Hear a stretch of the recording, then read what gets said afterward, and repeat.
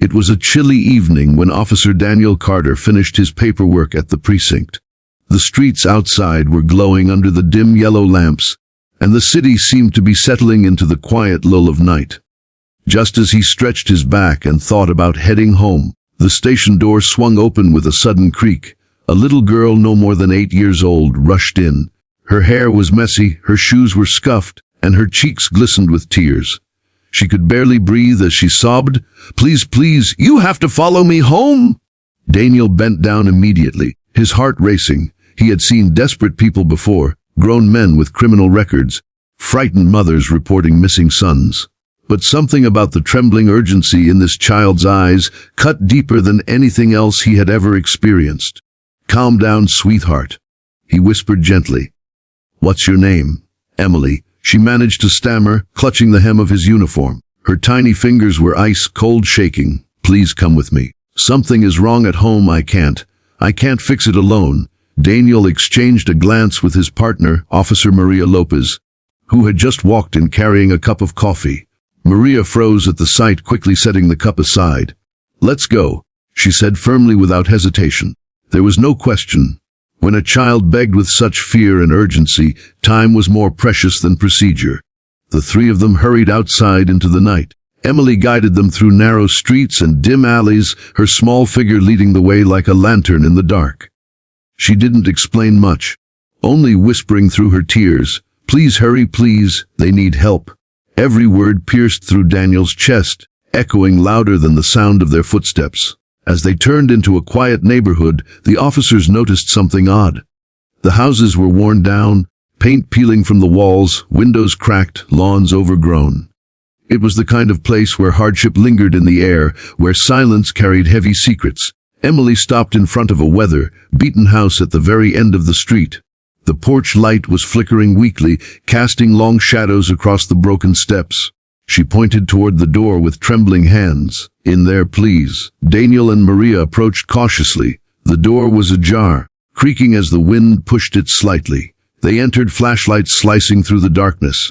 The air smelled faintly of dust, damp wood, and something heavier: grief. Inside, the house looked as though time had stood still.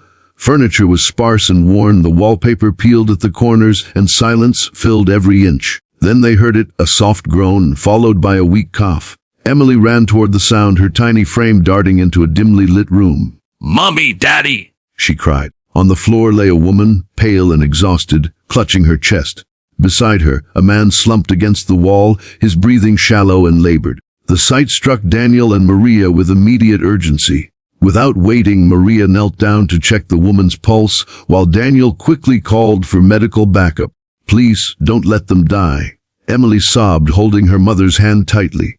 Tears streamed down her cheeks, her little voice cracking under the weight of fear no child should ever carry. "They're all I have." Daniel knelt beside her, placing a steady hand on her shoulder. "We're here now. You did the bravest thing, Emily. You saved them by coming to us."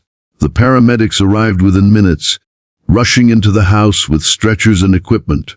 Emily refused to let go of her parents' hands, even as they were gently lifted and carried. Her eyes followed every movement, desperate and pleading. Daniel stayed close, ensuring she never felt alone in that chaotic moment. At the hospital, the doctors worked tirelessly. Hours seemed like days as Emily sat in the waiting room, curled up in a chair, whispering prayers into her small hands. Daniel and Maria waited with her, unwilling to leave her side. When the doctor finally emerged, his expression softened. "They're stable now," he said. "Malnutrition, exhaustion, untreated illness, but they're going to recover." Emily broke down into sobs of relief, collapsing against Maria's chest. Thank you for coming with me," she whispered. Maria stroked her hair gently, fighting back her own tears. Later, Daniel discovered the painful truth. Emily's family had been struggling for months. Her father had lost his job, her mother had fallen ill, and with no support, they had been slipping deeper into despair. Pride kept them from asking for help, and fear of losing Emily to child services made them hide their suffering. It was Emily's courage, her refusal to give up, that finally brought light into their darkness. That night, Daniel looked at Emily differently. She wasn't just a scared little girl. She was a warrior in her own way. Despite her age, she had carried the weight of the world on her small shoulders and refused to let it crush her. Her strength, her love, and her desperation had sparked a chain of kindness that would change everything. As Emily drifted to sleep in a hospital chair beside her recovering parents, Daniel felt something shift deep within him. He had worn the badge for years, but tonight he understood its true meaning. Protecting and serving wasn't just about catching criminals. It was about answering cries in the dark, about being the strength someone else desperately needed.